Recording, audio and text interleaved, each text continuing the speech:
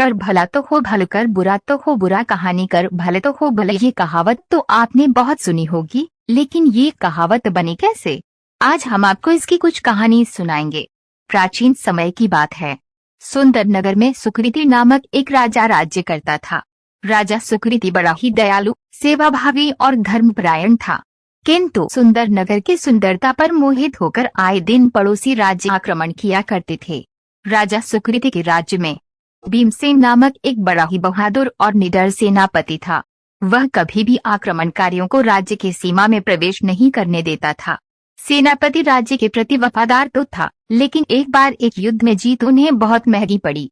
उसमें सेनापति भीमसेन बुरी तरह से घायल हो गया और साथ ही बहुत सारे सैनिक मारे गए। इसी बीच भीमसेन का एक मित्र उससे मिलने आया। ये मित्र राजा से बहुत ईर्ष्या करता था। उसने भीमसेन को राजा के खिलाफ भड़काना शुरू कर दिया। वह कहने लगा, डैश तुम लोग दिन रात यहाँ मौत से जूझ रहे हो और राजा वहाँ महलों में अय्याशियां कर रहा है। मेरी मानो तो राजा को तख्त से हटाओ और खुद राजा बन जाओ। अपने मित्र के मुंह से राजा की निंदा सुनकर सेनापति भीमसेन को पहले तो विश्वास नहीं हुआ, लेकिन फिर उसने कुछ सोचकर स्वयं राजा बनने का निर्णय ले लिया। उसने राज्य जाकर राजा सुकृति को सिंहासन से हटा दिया और स्वयं का राज्याभिषेक करवा लिया। वह राजा सुकृति को पकड़कर बंदी गृह में डालना चाहता था, लेकिन अवसर देख सुकृति भेष बदलकर जंगलों में भाग गया। राजा भीमसेन ने सुकृति को पकड़ने के लिए 1 सहस्त्र स्वर्ण मुद्राओं के इनाम की घोषणा की। सैनिक तो सैनिक, लेकिन राज्य के अन्य व्यक्ति भी इनाम की आकांक्षा से सुकृति को खोजने लगे। हालांकि राज्य के ज्यादातर समझदार लोग सुकृति से भीमसेन द्वारा राज्य हड़प लिए जाने से दुखी थे। इधर राजा सुकृति जंगल के रास्ते राज्य से बाहर निकलने ही वाला था कि उसे सामने से एक व्यक्ति आता दिखाई दिया, जो दिखने में बहुत चिंतित जान पड़ रहा था।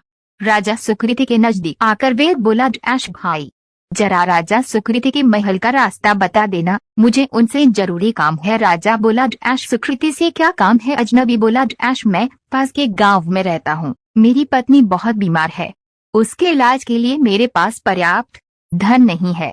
मैंने सुना है राजा सुकृति बहुत दयालु राजा है, कोई भी दिन दुखी उनके महल से खाली हाथ नहीं जाता। राजा बोला, डैश चलो मैं तुम्हें राजा सुकृति के पास पहुंचा देता हूँ। ये कहकर वे उस अजनबी को राजमहल की ओर ले गया। वह सीधे राज दरबार में जा पहुंचे। राजा सुकृति को स्वयं वापस आया देख सभी सभासद अचंभित हो उठे। दरबार में पहुंचकर राजा सुकृति ने सिंहासन पर बैठे राजा भीमसेन से कहा, तुमने मुझे पकड़ने के लिए 1 सहस्त्र स्वर्ण मुद्राओं का इनाम रखा है ना, वो इनाम इस व्यक्ति को दे दो।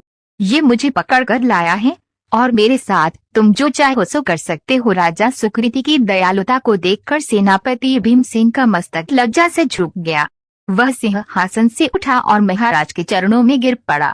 उसे अपनी गलती का एहसास हो गया। इसलिए कहते हैं, कर भले तो हो भले। राजा ने भले किया तो उसका भी भला ही हुआ। लेकिन क्या इसकी उल्टी कहावत हो सकती है? क्यों नहीं।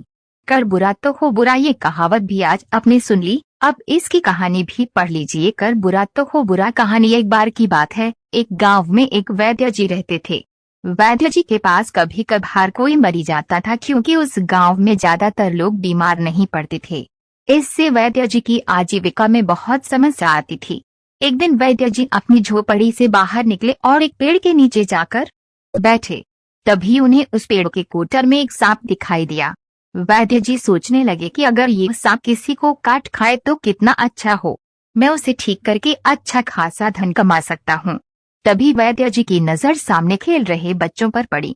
उन्होंने बच्चों के पास जाकर कहा, डैश देखो बच्चों, उस पेड़ के कोटर में मीठू मियाँ बैठे हैं। बच्चे तो बच्चे होती है। उनमें से एक बच्चा दौड़ा और सीधे जाकर कोटर में हाथ डाल दिया। संयोग से सांप की मुंडी उसके हाथ में आ गई। जैसे ही उसने बाहर निकाला तो डर के मारे उछाल दिया।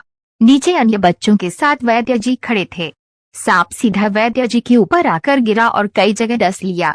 तड़पते हुए वैद्य जी की जान निकल गई। इसलिए कहते हैं, डैश